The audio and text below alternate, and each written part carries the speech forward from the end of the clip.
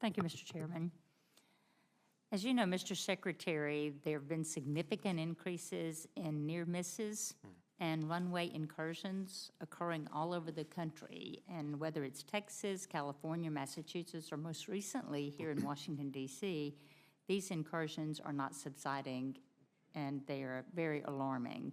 According to data we received from the FAA, in calendar year 2022, there were 1,696 runway incursion incidents, and since the beginning of this year, we've already had 266 runway incidents. Even with the significant investment Congress provided the FAA in FY23, we're still seeing very concerning, unacceptable numbers, and you yourself just recently expressed your concerns about the FAA's lack of accountability for these runway incursions as last week's safety summit. But knowing that most of us here in the Senate, we fly on a weekly basis, and we certainly encounter our own flight mishaps from cancellations due to mechanical problems or crew staffing problems, it just seems that it's just another reason to be concerned about the safety of the traveling public.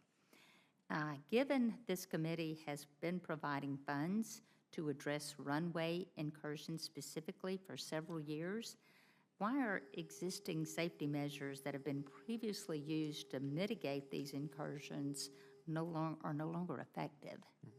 Well, I do want to emphasize the effectiveness of our safety systems in terms of maintaining an aviation system that is exceptionally safe, while recognizing that we can't just rest on that without continually working to raise the bar. And what I mean by that is that while it is an extraordinary fact that in a typical year the number of passengers losing their lives in commercial aviation crashes is 0, we need to be just as animated and just as energized about these near misses. Now, the runway incursion numbers that we pay the most attention to are the severe ones. They're called Category A or B, and there is a definite increase in those types of incidents.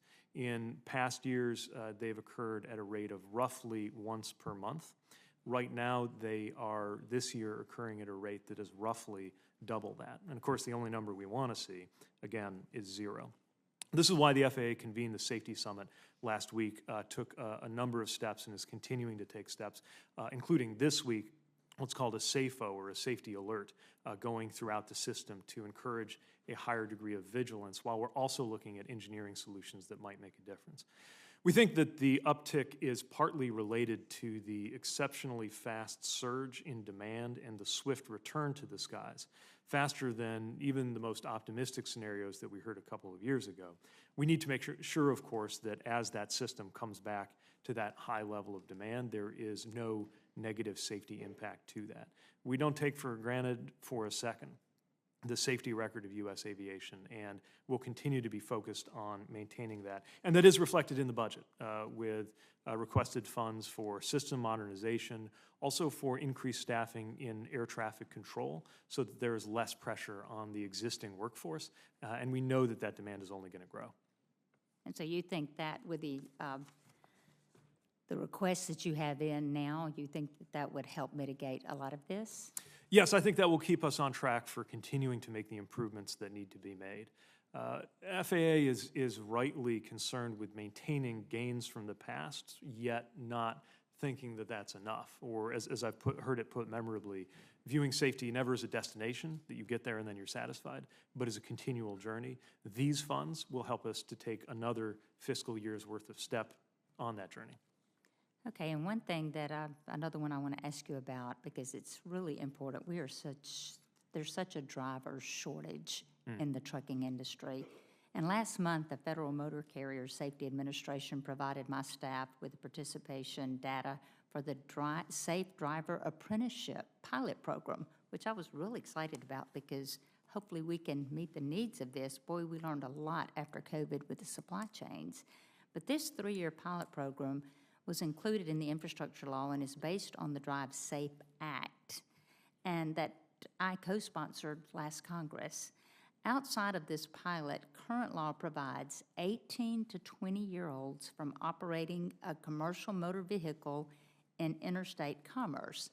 This means that a 20-year-old driver in Mississippi is allowed to drive more than 350 miles from Gulfport, Mississippi to South Haven at the very northern end of the state, but cannot drive the extra mile from South Haven to Memphis, Tennessee, which is right there, and obviously a great need right there.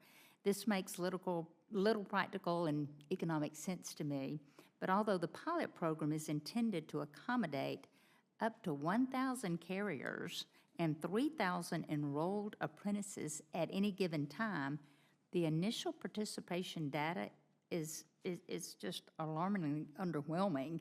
At the time of the presentation from the FMCSA, only 21 carriers had been approved for participation, and 4 apprentices were in the program. 1, 2, 3, 4. We could take up to 3,000. So some in the trucking industry have indicated that burdensome program requirements, which were not included in the Drive Safe Act nor the infrastructure bill, are a major deterrent to carrier participation. For example, the FMCSA requires participants to install inward-facing cameras on themselves in the vehicles, which invites legitimate concerns about privacy. And if the participation rate remains this low of 4, it is unlikely that the pilot will provide enough credible data to inform future policy making on this issue. So what are DOT and the FMCSA doing to improve participation in the program and to ensure that requirements hindering enrollment are removed? Because this is huge in Mississippi. We need drivers. Well, FMCSA is hard at work launching this pilot. We're able to take applications beginning last summer, and as you noted, I think it's up to 22 motor carriers are approved. We got another 22 that have been approved by FMCSA and are just working through the process. So far, we would like to see, we agree, we would like to see a higher level of participation. So some steps on that have included making information available to 1,500 carriers who meet the safety requirements. FMCSA did that some weeks ago. There's also a paid media campaign that took place in February that we're hoping will build interest, and we'll continue using social media and outreach to the high school graduating class of 2023 about this program. Any requirement that is in the program is for the purpose of safety, and safety will always be our first priority. But we are very interested in getting the level of participation that'll get us good data to see if we can continue in this direction without compromising safety. Thank you, because that is a real concern when I saw those numbers. That's a really concern there. Okay, I'll save my questions for another round and give somebody else an opportunity now. Senator Coons. Thank you, Chairman Schatz, Ranking Member Hyde-Smith, Vice Chair Collins. Welcome, Secretary Buttigieg. Look forward to talking with you this morning. Let's